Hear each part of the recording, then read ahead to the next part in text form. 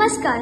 आम्ही श्री श्री रविशंकर विद्या मंदिर मुळशीचे विद्यार्थी आज आपल्या समोर देवी पार्वतीच्या जीवनाची कथा सादर करणार आहोत. दक्ष कन्या सतीच्या देवी यज्ञाहुतीनंतर महादेव एकांतवासात राहू लागले. महादेवांचे दुःख निवारण करण्यासाठी देवी सतीने हिमालयाचा राजा हिमवान आणि राणी मेना यांच्या घरी पार्वती म्हणून पुनर्जन्म घेतला.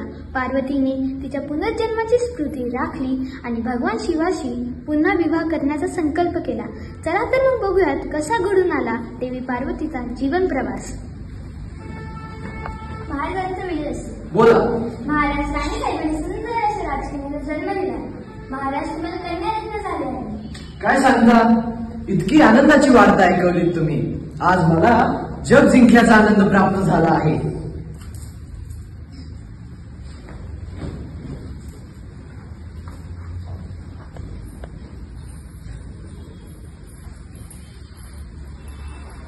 या हिमवान राजाला एवढी आनंदाची वार्ता कोणी दिली नसेल.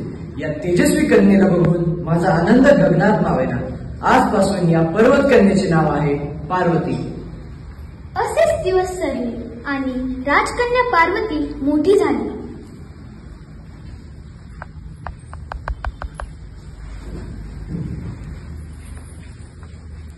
राजकुमारी, आपण इकडे यावे. हो, आले.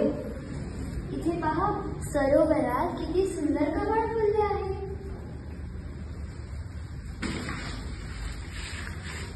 किती सुंदर दृश्य आहे हे. मला हे दृश्य बघून मोहित होते. निसर्गाने आपलं सर्व सौंदर्य ओतून ही कलाकृती घडवली आहे जणू. शांत नितळ पाणी त्यात तरंगणाऱ्या सुंदर कमळांच्या फुलांनी शोभायमान झाले आहे.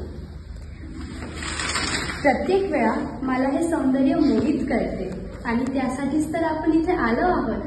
चला क्रीडा करूया. हो ना.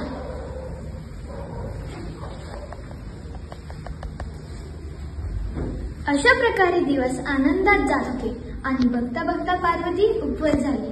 अनेक राजे व वीर योद्धे यांच्याकडून पार्वतीसाठी विवाहाचे प्रस्ताव येऊ लागले. नारायण नारायण नारायण नारायण. या या मुनीवर, आपले स्वागत आहे. आज आमच्या दरबारी येण्याचे प्रयोजन?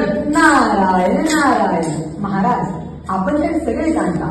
आमच्या येण्याचे प्रयोजन म्हणजे आपल्या राजकुमारी आता उपवर झाल्या. त्यांच्या विवाहासंबंधी काही विचार केलाच असेल? हो, का नाही. आम्ही तर आमच्या राजकन्येचा विवाह सर्वश्रेष्ठ पराक्रमी वीर राजपुत्राशी करू. परंतु जर असे नाव तुमच्या स्वार्थात असेल तर निश्चितच कळवा. नारायण नारायण. महाराज, हेच तर आमच्या येण्याचे प्रयोजन आहे. आपल्या राजकन्येसाठी सर्वश्रेष्ठ अखंड वैभवाचे अधिष्ठान संपूर्ण सृष्टीचे पालनहार देवादिदेव श्री हरी भगवान विष्णू यांच्या विवाहाचा प्रस्ताव मी या ठिकाणी घेऊन आलोय. खरंच देव अधिदेव विष्णू यांनी पार्वती सोबत विवाहाचा प्रस्ताव पाठवला आहे. ही तर खूपच आनंदाची वार्ता आहे.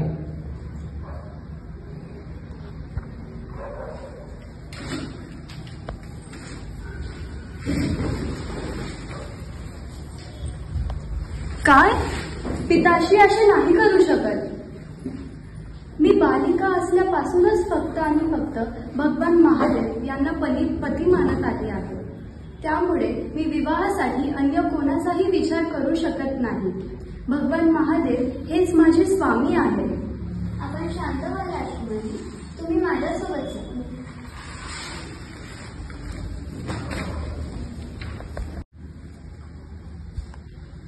ओम नमः शिवाय. ओम नमः शिवाय.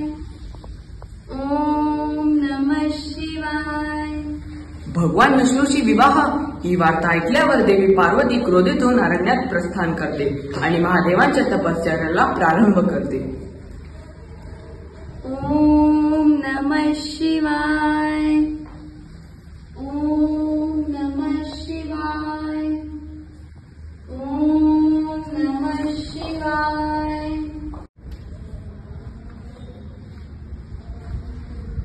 पार्वती, तू केलेल्या या खळखळ व्रतामुळे मी अतिशय प्रसन्न झालो आहे. काय इच्छा आहे तुझी?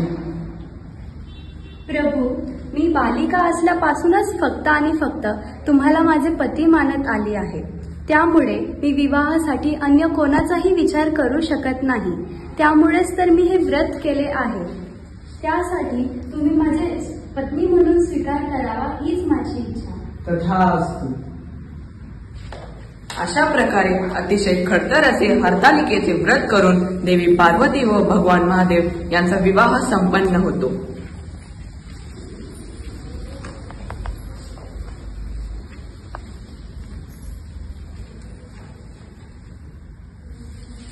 जय